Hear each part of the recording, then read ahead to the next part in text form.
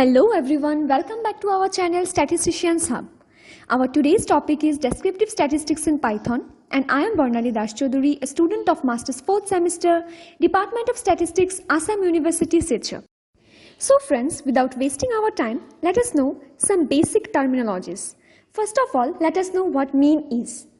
So the mean is basically the sum of all values in a data set divided by the total number of the values. Median is the middlemost value in the data set when it is ordered from the least to the greatest number. If there is an even number of values, the median is the average of the two middle values, and it is another measure of central tendency. The mode is the value that occurs most frequently in a data set. Standard deviation measures the dispersion or the spread of a data set around its mean. It indicates how much the values of the data set deviates from the mean. The variance is the average of the square differences from the mean. It is another measure of the spread of a data set. The square root of the variance is the standard deviation. Now let us know what range is. The range is the difference between the highest and the lowest values in a data set. It gives us an indication of the spread of values but doesn't consider the distribution within the data set. The coefficient of variation is a relative measure of variability. It is thus calculated by dividing the standard deviation by the mean and then multiplying by 100 to express it in terms of percentage. Now, let us know about the quartile. Quartile divide the data set into four equal parts. The first quartile is denoted as Q1, and it is the value below which 25% of the data falls. The second quartile is denoted by Q2, which is also called as the median. And the third quartile Q3 is the value below which 75% of the data falls.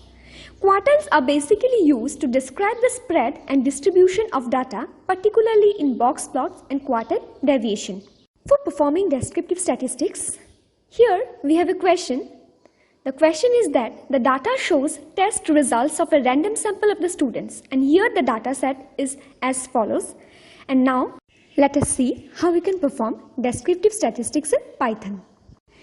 This function find_maximum takes a list of numbers as input, and it initializes the variable maximum with the first element of the list numbers in third bracket 0, assuming it as the maximum.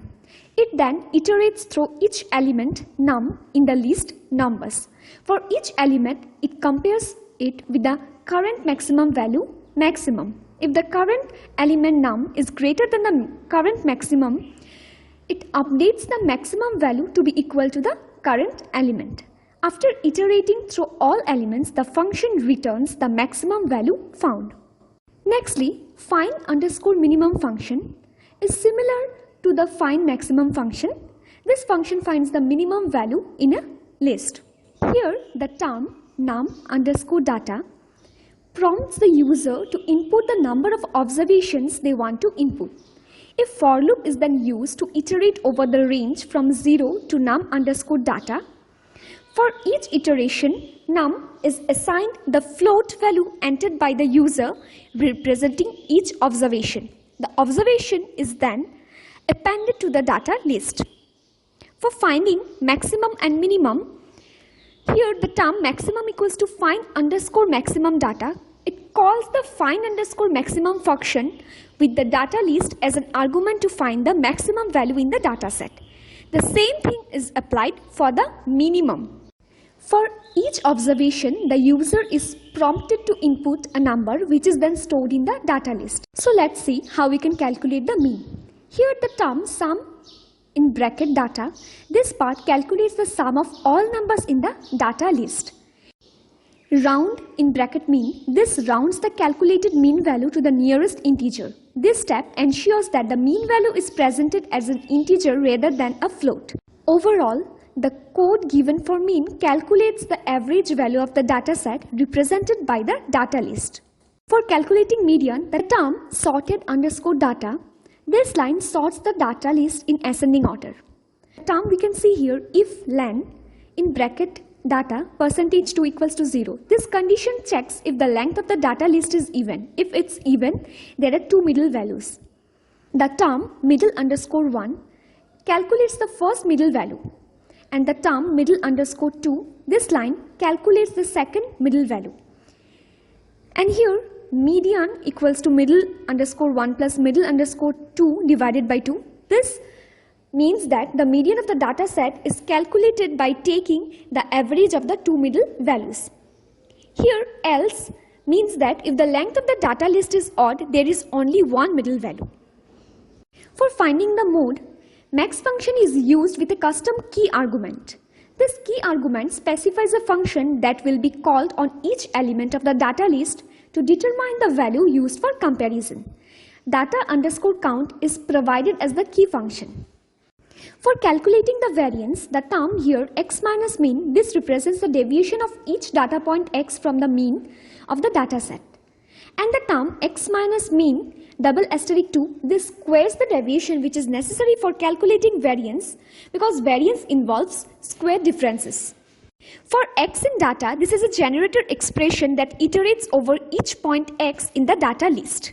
The term len in bracket data, this part of the formula divides the sum of squared differences by the total number of observations to find the average squared difference. For calculating standard deviation, the term variance here variable holds the calculated variance of the data set. And next, the term variance double asterisk 0.5, this expression calculates the square root of the variance using exponentiation. For calculating coefficient of variation, here we have used the term SD. This variable holds the calculated standard deviation of the data set. The term mean, this variable holds the calculated mean, or we can say average of the data set. Nextly, SD divided by mean, this calculates the ratio of the standard deviation to the mean. We know range is equals to maximum minus minimum. This line calculates the range of the data set represented by the term data. Here, the term maximum and minimum means that the variable holds the calculated maximum or minimum value of the data set. The expression maximum minus minimum, this expression subtracts the minimum value from the maximum value to calculate the range.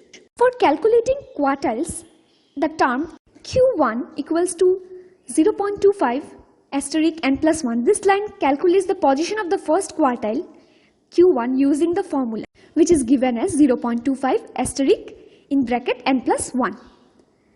Similarly, for Q3, the formula is given, and we know that Q2 is the median value, and which is also denoted as Q3 minus Q1. This line calculates the interquartile range using the difference between Q3 and Q1. Here, the variable n holds the total number of observations in the data set. And the term Q1 and Q3, these are the variables which hold the position of the first as well as the third quartile. And the term Q2, this variable holds the calculated interquartile range. So friends, if you like this video, make sure to hit the like button and subscribe to our channel. Thank you so much for your patience hearing. Till then, keep loving our channel.